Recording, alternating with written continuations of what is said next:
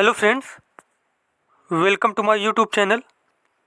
आज हम लोग इस वीडियो में सीडीपी के 30 मोस्ट इम्पॉर्टेंट क्वेश्चन पढ़ेंगे जो सभी शिक्षक भर्ती के लिए बेहद ही महत्वपूर्ण है। और जो लोग नए हैं उनको वीडियो अगर अच्छा लगे तो चैनल को सब्सक्राइब करें, वीडियो को लाइक करें, कमेंट करें। चलिए देखते हैं। यहाँ पे पहला क्वेश्चन दिया गया है। पहला क्वेश्चन है, निम्न में कौन सीखने के गेस्टाल्ट सिद्धांत से संबंधित है? तो गेस्टाल्ट सिद्धांत किसके द्वारा दिया गया था? कोहलर के द्वारा दिया गया था 1920 में दिया गया था। और कोहलर ने किस पर प्रयोग किया था? तो सुल्तान नाम के चिंपैंजी पर प्रयोग किया था। और गेस्टाल्टवाद जो है किस प्रकार के अध्ययन पर जोर देता है? तो संपूर्ण अध्ययन पर जोर देता है। कोई भी कार्य जो है, किसी कार्य को करना चाहिए तो संपूर्ण के रूप में करना चाहिए। तो ये सारे पॉइंट आपको याद रखना है। और एक पॉइंट और याद रखना कि गेस्टाल्टवाद के प्रतिपादन किसने किया था? तो वर्दीमर ने किया था। किसने किया था? वर्दीमर ने किया था। और इनके सहयोगकर्ता कौन थे? गेस्टाल्टवाद के समर्थक कौन थे? कोहलर हो गए, इसके साथ साथ कोफका थे, और इसके साथ साथ कर्ट लेविन थे। कौन थे? Kurt Lewin. तो इतने पॉइंट आपको याद रखने हैं। उसके बाद देखते हैं हम लोग अगला क्वेश्चन। अब यहाँ पे जैसे कि दूसरा क्वेश्चन पूछा गया है, निम्नलिखित में से कौन सा सीखने का नियम नहीं है? तत्परता का नियम, तनाव का नियम, प्रभाव का नियम, अभ्यास का नियम। तो यहाँ पे जो तनाव का नियम है, बी वाला ऑप्शन जो है सीखने का नियम नहीं है। अभ्यास, प्रभाव और तत्परता, ये तीनों नियम किसके द्वारा दिए गए थे? थार्नडाइक के द्वारा दिए गए थे। और थार्नडाइक के 3 मुख्य नियम थे। और थार्नडाइक ने गौड़ नियम कितने दिए थे? 5 गौड़ नियम दिए थे।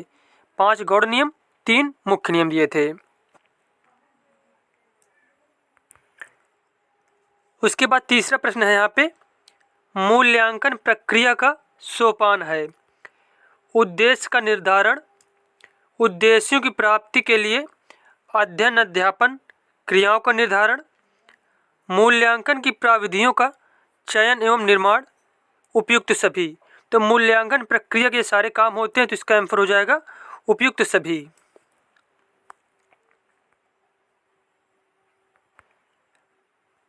चौथा क्वेश्चन है यहाँ पे, अल्बर्ट बंडूरा निम्न में से किस सिद्धांत से संबंधित हैं? तो अल्बर्ट बंडूरा जो सिद्धांत वो कहा जाता है सामाजिक अधिगम का सिद्धांत। सामाजिक अधिगम का सिद्धांत। पांचवा प्रश्न है यहाँ पे, बुद्धि का पदानुक्रमिक सिद्धांत का प्रतिपादन किसने किया? तो बुद्धि का पदानुक्रमिक का सिद्धांत दिया था वर्टवर्नन ने। अगला क्वेश्चन है, बुद्धि के त्रिआयामी सिद्धांत के प्रवर्तक कौन है? गिलफोर्ड। कौन है? गिलफोर्ड। अब यहाँ पे 7वां प्रश्न है, एक अध्यापक विद्यार्थियों को अलग अलग प्रकार के कार्य प्रदान करता है। वह विश्वास करता है कि विद्यार्थियों में व्यक्तिगत विभिन्नता होती है, जिसकी वजह से वो प्रत्येक विद्यार्थियों को अलग अलग कार्य प्रदान करता है, अलग अलग विद्यार्थियों को। अगला प्रश्न यहाँ पे, शैशवावस्था की विशेषता नहीं है नैतिकता का होना, दूसरों पर निर्भरता, शारीरिक विकास की तीव्रता और मानसिक विकास में तीव्रता। तो शैशवावस्था की विशेषता इनमें से नहीं है नैतिकता का होना। जो बच्चे शैशवावस्था में होते हैं, जिनकी एज शैशवावस्था में होती है, तो क्या वो बच्चे नैतिक नहीं हो सकते हैं, क्योंकि इतनी समझ नहीं होती उनकी कि वो नैतिकता के बारे में मतलब कुछ सोचें। दूसरों पर निर्भरता, शारीरिक विकास में तीव्रता और मानसिक विकास में तीव्रता, ये तीनों ही शैशवावस्था की विशेषताएं होती हैं।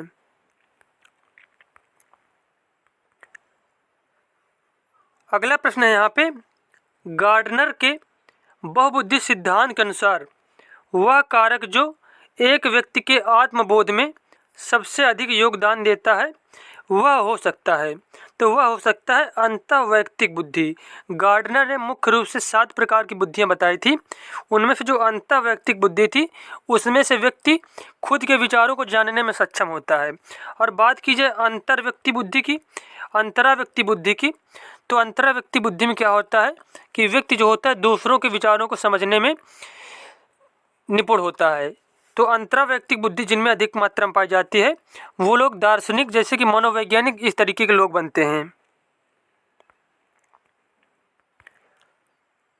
अगला क्वेश्चन अब यहाँ पे, प्रत्येक शिक्षार्थी अपने आप में अद्वितीय है, इसका अर्थ है, इसका अर्थ यह है किसी भी 2 शिक्षार्थियों की योग्यता, रुचि और प्रतिभा समान नहीं होती है।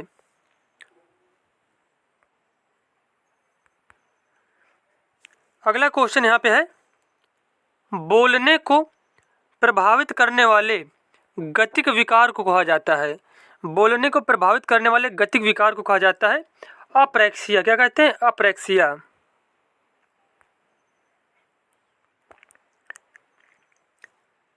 प्रयोजन विधि के प्रतिपादक हैं, प्रयोजन विधि के प्रतिपादक हैं किलपैट्रिक।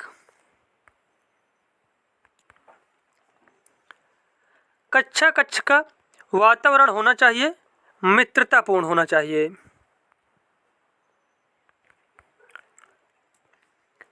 लॉरेंस कोहलबर्ग के सिद्धांत में कौन सा स्तर नैतिकता की अनुपस्थिति को सही अर्थ में सूचित करता है?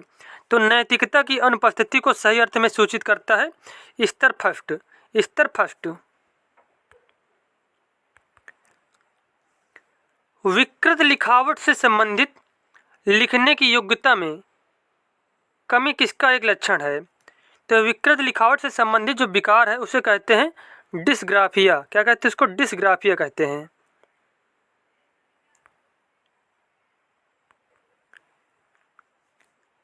व्यवहार में होने वाले स्थायी परिवर्तन जो अभ्यास के कारण होते हैं को कहा जाता है। व्यवहार में होने वाले स्थायी परिवर्तन जो अभ्यास के कारण होते हैं उसे कहा जाता है सीखना। क्या कहते हैं? सीखना कहते हैं। अगला प्रश्न है, निम्न में से किस सिद्धांत को पुनर्बलन का सिद्धांत भी कहते हैं? पुनर्बलन का सिद्धांत कहा जाता है क्रिया प्रसूत अनुबंधन के सिद्धांत को। और ये किसके द्वारा दिया गया था? स्किनर के द्वारा, स्किनर के द्वारा दिया गया था। और इसका अन्य नाम एक और लिख लीजिए, नैमित्तिक अनुबंधन का सिद्धांत। नैमित्तिक अनुबंधन का सिद्धांत भी इसे कहा जाता है।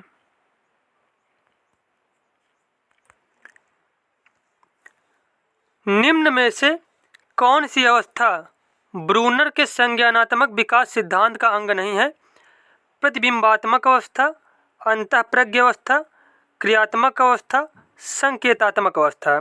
तो अंतःप्रज्ञ अवस्था जो है यह ब्रूनर के संज्ञानात्मक विकास का अंग नहीं है। अगला प्रश्न है यहाँ पे, एक छात्र पढ़ रहा है, उसका नाम लेकर किसी ने बुलाया। निम्न में से किस संवेदना द्वारा वह छात्र अपनी अनुक्रिया प्रकट करेगा? तो वह अपनी अनुक्रिया प्रकट करेगा ध्वनि संवेदना के द्वारा। जब किसी को वह ध्वनि सुनता है, जब कोई उसे बुलाता है तो क्या करता है, तभी वह प्रतिक्रिया करता है और दौड़ के आता है बुलाने पर।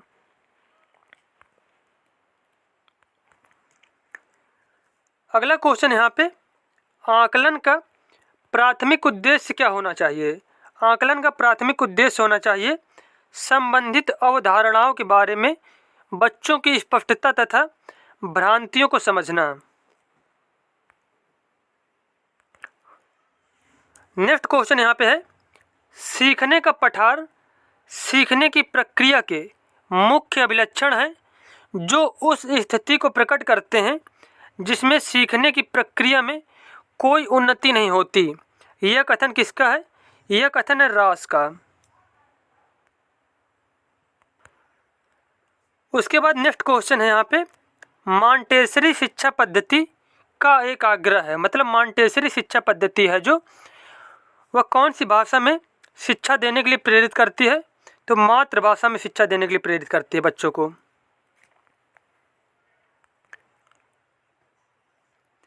स्पीयरमैन के द्विकारक बुद्धि सिद्धांत के अनुसार वह कारक जिस पर शिक्षण, प्रशिक्षण तथा पूर्व अनुभूतियों का कोई प्रभाव नहीं पड़ता है वह है जी कारक। कौन कारक? जी कारक मतलब जनरल फैक्टर, सामान्य बुद्धि जो होती है।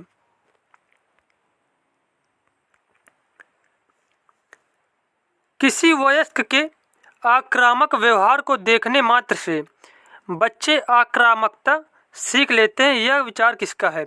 यह विचार है बंडूरा और उसके साथियों का।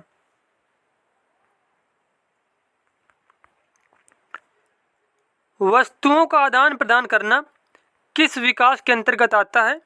तो सामाजिक विकास के अंतर्गत आता है। नेक्स्ट क्वेश्चन यहाँ पे है, थॉर्नडाइक का अधिगम सिद्धांत किस नाम से जाना जाता है? तो इसे प्रयास व त्रुटि का सिद्धांत कहा जाता है। प्रयास व त्रुटि का सिद्धांत। अगला प्रश्न यहाँ पे है, वाइगोत्स्की के अनुसार एक बच्चा जिन कार्यों को अपने से दक्ष व्यक्ति की सहायता से पूरा कर सकता है उसकी ऊपरी सीमा कहलाती है। उसकी ऊपरी सीमा कहलाती है संभावित विकास का स्तर। संभावित विकास का स्तर। अगला क्वेश्चन है, फ्रोबेल ने निम्न में से किस खेल पर प्रमुख बल दिया था? गेंद के खेल पर। गेंद के खेल पर।